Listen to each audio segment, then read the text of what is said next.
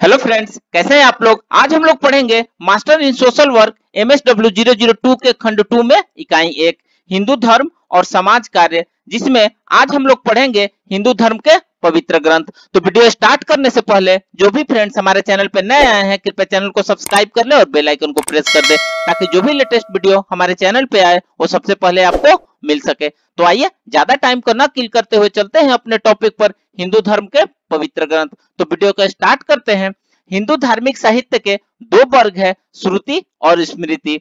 श्रुति जिसे सुना गया है और स्मृति जिसे याद किया गया है।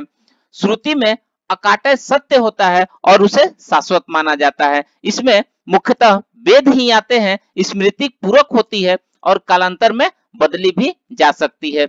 यह इस हद तक प्रमाणित होती है कि श्रुति के अनुसार यदि श्रुति प्रत्यक्ष अनुभव है तो स्मृति परंपरा है। आइए नेक्स्ट देखते हैं श्रुति।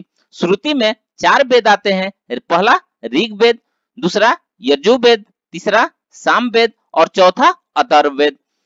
वेद हिंदू धर्म के प्राचीनतम धार्मिक ग्रंथ है। आइए देखते हैं वेद को। वेद शब्द विद धातु से बना है, जिसका अर्थ होता है जानना। वेद शब्द का अर्थ है ज्ञान। जब इसका प्रयोग शास्त्र के लिए किया जाता है तो इसका अर्थ होता है कि ज्ञान की पुस्तक। प्रत्येक वेद को 2 भागों में बांटा गया है, यानी विभाजित किया गया है। एक मंत्र वाला भाग संहिता कहलाता है और यह वैदिक यज्ञों में प्रयुक्त होने वाले मंत्रों का संकलन है। दूसरा ब्राह्मण खंड में यज्ञों के लिए विशिष्ट नियम है, विनिमय और मंत्रों तथा कर्म कांडों का अर्थ स्पष्ट करने वाली गद्य टीकाएं। आइए नेक्स्ट देखते हैं उपनिषद। उपनिषदों में आत्मन और ब्रह्म की प्रकृति और उनके परस्पर संबंधों के विषय में अत्यंत दार्शनिक और तत्वमीमांसीय किस्म का लेखन है। उपनिषदों को सामूहिक रूप में प्रायः वेदांत भी कहा जाता है, और यह केवल इसलिए नहीं है कि वे प्रत्येक वेद के अंतिम पृष्ठों में अंकित है, बल्कि इसलिए भी कि वे जिन रहस्यमय सत्यों को व्यक्त करते हैं उन्हें अनेक लोग अन्य समस्त वैदिक ज्ञान की प्रकाष्ठा मानते हैं। आइए नेक्स्ट देखते हैं स्मृति। उत्तर वैदिक हिंदू शास्त्र। वेदों के बाद आने वाले ग्रंथों को स्मृति कहा गया है। स्मृति साहित्य में इतिहास, रामायण, महाभारत जैसे महाकाव्य, पुराण जैसे पौराणिक ग्रंथ, आगम जैसे धर्मशास्त्रीय ग्रंथ और दर्शन यानी दार्शनिक ग्रंथ सम्मिलित है। आइए नेक्स्ट देखते हैं महाकाव्य। महाभारत और रामायण के राष्ट्रीय महाकाव्य है। मुनि व्यास द्वारा लिखित महाभारत की रचना 540 से 300 ईस्वी पूर्व तक हुई थी। महाभारत में एक वैदिक आर्य समूह की कथाएं संकलित है। कवि वाल्मीकि का रामायण रचना काल 1ली शताब्दी ईस्वी का है। वैसे रामायण मौखिक परंपराओं पर आधारित है जो 6 या 7 शताब्दी पहले की है। महाकाव्यों में जिस हिंदू दर्शन की अभिव्यक्ति हुई है वह अवतार का सिद्धांत है। महाकाव्यों में प्रस्तुत विष्णु के 2 अवतार है, रामायण के नायक राम और महाभारत के मुख्य चरित्र कृष्ण। आइए नेक्स्ट देखते हैं पुराण। पुराणों में विश्व का इतिहास, सृष्टि से विनाश तक, राजाओं, नायकों और यक्षों की वंशावली और सृष्टि संबंधी हिंदू दर्शन और भूगोल का चित्रण है। पुराण कहे जाने वाले अनेक ग्रंथ है। इनमें सर्वाधिक महत्वपूर्ण महापुराण है। मुख्य सैद्धांतिक पुराण 17 या 18 है, जो 3 वर्गों में विभाजित है और ये सभी किसी न किसी देव के नाम पर है, ब्रह्मा, विष्णु और शिव। आइए नेक्स्ट देखते हैं दर्शन। दर्शन ये हिंदू दर्शन के 6 संप्रदायों से संबंधित है। ब्लावत्स्की ने इन 6 संप्रदायों को डिमांस्ट्रेशन कहा है। वे 6 मूलभूत बिंदुओं के समान है। उनमें से प्रत्येक सत्य के केवल एक पक्ष को प्रस्तुत करता है। उनमें से कोई भी अपने आप में पूर्ण नहीं है। इन 6 में से प्रत्येक संप्रदाय समूची विश्व प्रक्रिया को एक विशिष्ट दृष्टिकोण से पूर्ण रूप से प्रदर्शित करता है। उसी विश्व प्रक्रिया को, उसी दृष्टावली को एक ओर से फिर दूसरी ओर देखा गया है। आइए नेक्स्ट देखते हैं धर्मशास्त्र। धर्म शास्त्रों में अनेक लोग स्मृति का ही अंग मानते हैं। समय समय पर विधिकार जैसे मनु, याज्ञवल्क्य और पराशर हुए हैं, जिन्होंने मौजूदा विधानों को संहिताबद्ध करके यह सुनिश्चित करने का प्रयास किया है कि हिंदू जीवन पद्धति वैदिक भावना और बदलते समय दोनों के अनुरूप हो। मनु स्मृति में दैनिक जीवन तथा कर्म कांड संबंधित नियम संकलित है, जिनका काल 200 ईस्वी पूर्व और 200 ईस्वी के बीच का है। आइए नेक्स्ट देखते हैं भगवत गीता।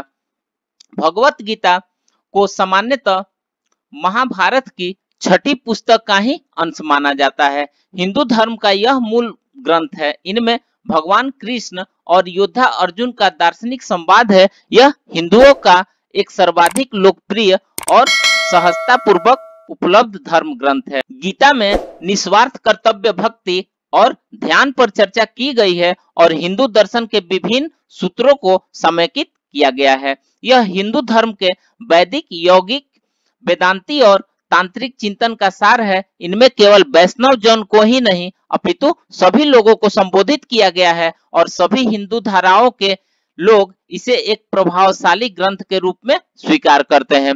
भगवत गीता के प्रत्येक अध्याय के अंत में ग्रंथ को गीता, उपनिषद और योग शास्त्र बताया गया है, जिसमें यह सिद्ध हो जाता है कि इस ग्रंथ में भगवान कृष्ण ने सभी के लिए उपनिषदों और योग के सत्यों की बात कही है। आइए नेक्स्ट देखते हैं महत्वपूर्ण हिंदू गुण। धर्म शास्त्रों में दिए गए कुछ महत्वपूर्ण गुण इस प्रकार से बताए गए हैं। पहला, अहिंसा, हिंसा रहित आत्मन और पूर्व जन्म की अवधारणाओं पर आधारित होता है। दूसरा, संयम, किसी भी प्रकार की नैतिकता के लिए अनिवार्य विचारित है। तीसरा, सहिष्णुता, भिन्न विश्वासों, मतों, धार्मिक परंपराओं और व्यक्तियों के प्रति। चौथा, सत्कार, उदारता तथा सेवा के महत्व का प्रदर्शन। पांचवा, करुणा, आत्मन की धारणाओं पर यह आधारित है। यह योग्यता की हम दूसरे के प्रति भी वही भावना रखें जो हम स्वयं के प्रति भावना रखते हैं।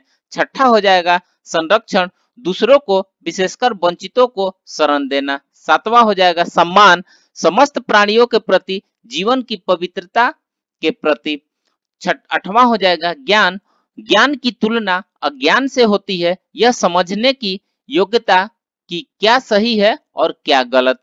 नौवां हो जाएगा मिथ्याचार, सैद्धांतिक ज्ञान के अतिरिक्त व्यवहारिक ज्ञान और अनुशासन भी जरूरी है। और 10वां हो जाएगा ब्रह्मचर्य, आध्यात्मिक जीवन के लिए महत्वपूर्ण 4 आश्रमों में से केवल एक गृहस्थ आश्रम ही यौन संतुष्टि की अनुमति देती है। 11 हो जाएगा ईमानदारी, आत्म प्रवंचना से बचना, संबंधों में विश्वास निर्मित करने के लिए अनिवार्य होना। 12 नंबर हो जाएगा स्वच्छता, इसमें बाहरी सफाई और आंतरिक शुद्धता सम्मिलित है।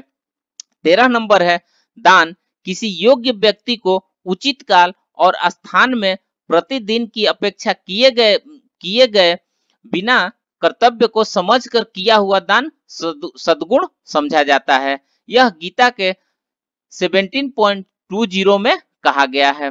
आइए नेक्स्ट देखते हैं सत्कर्मों की 10 सूत्रीय व्यवस्था का निरूपण मनुस्मृति में हुआ है, जिसमें पहला है संतोष, दूसरा है दूसरों को चोट पहुंचाने से बचना, सक्रिय उपकार और बुराई के बदले भलाई करना। तीसरा है भोग वासना का प्रतिरोध। चौथा है चोरी और अवैध लाभ से दूर रहना।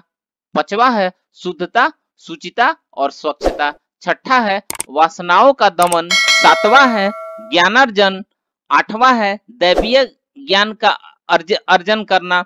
9 नंबर हो जाएगा सत्य, ईमानदारी और एक निष्ठा। और 10 नंबर है क्रोध तथा घृणा से मुक्ति। तो फ्रेंड्स, इस प्रकार से आज हमने हिंदू धर्म के पवित्र ग्रंथ के बारे में पढ़ा। तो मिलते हैं एक नए वीडियो के साथ में, तब तक से बने रहिए हमारे चैनल पे। धन्यवाद।